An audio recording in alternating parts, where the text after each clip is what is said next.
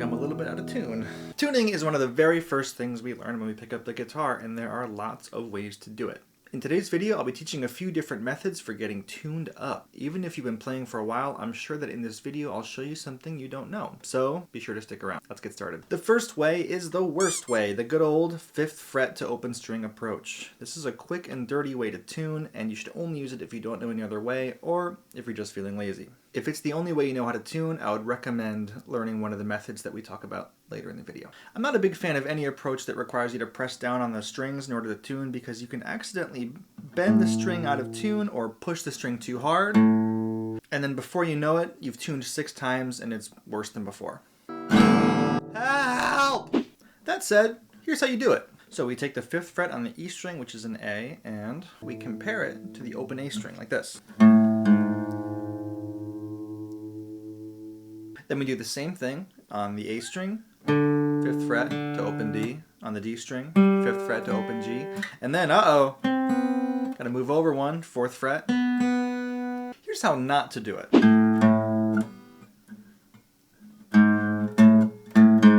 You need the string to ring out while you're tuning in order to tell if you're getting close to being in tune. If you're constantly interrupting it, you're not going to be able to do this, and you're going to end up more out of tune than before.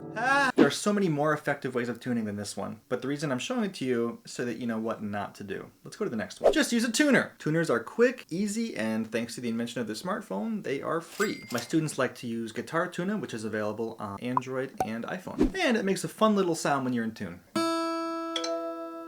I have one complaint when it comes to tuners. I think that beginners should learn to tune by ear first, and that way they'll gain a better appreciation for tuning rather than outsourcing it in the beginning to something that does it for them. So if you're using a tuner, I would recommend that you check out one of the methods that we introduce a little bit later on. Your ears will thank you, and you'll gain a better appreciation for being in tune. Lots of players use harmonics to tune. When we tune with harmonics, we're comparing the sound of one harmonic to another and listening for that signature rub that tells us the note is in tune or not. Listen closely. As the notes get close to each other, we can hear a sort of whoa, whoa, whoa, whoa that gets slower the closer the notes are to being in tune. In tuning terminology, these are called beats. You can tell the string is in tune when the beats go away. 5th fret harmonic on the low E to the 7th fret harmonic on the A. Same thing on the A to D. Same thing on the D to G. And then, we're out of luck. This is where the harmonic method comes up short. And here we have to compare the 4th fret G string to the open B. Not ideal. And then back to harmonics on the B string to the E string. If you're struggling to play a harmonic, try this. Put your finger directly over the fret. Try to get the fret wire to be right in the middle of your finger pad. And then press down until you get this sort of thuddy, muty sound.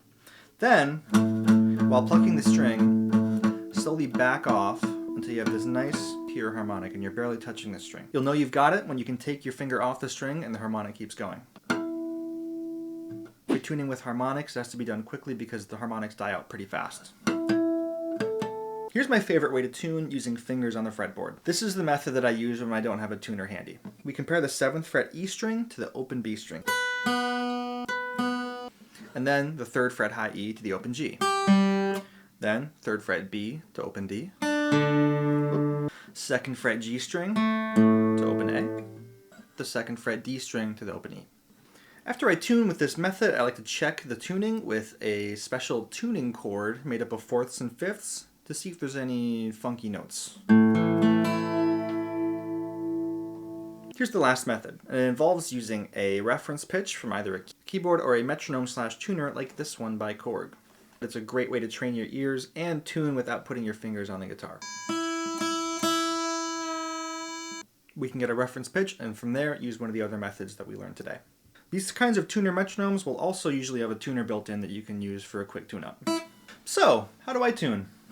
I use a tuner, a little tiny one clipped to my headstock right here. But if I'm practicing, I just need to make a little adjustment, I do it by ear. So I make a video about tuning, because being in perfect tune should be a central part of any beginner or professional's aesthetic. If you're playing everything perfectly, but it's out of tune, the effect is completely ruined. How often should you tune? Before every practice session, at minimum, and depending on what you're practicing or the quality of your instrument, maybe several times throughout the session. In certain times of year, because of the dryness or the humidity, you may have to tune more often. It's a good idea to get into the habit of tuning every time you play the instrument, or at least checking the tuning before you play. Anyways, thanks for watching and happy practicing. Go get tuned up.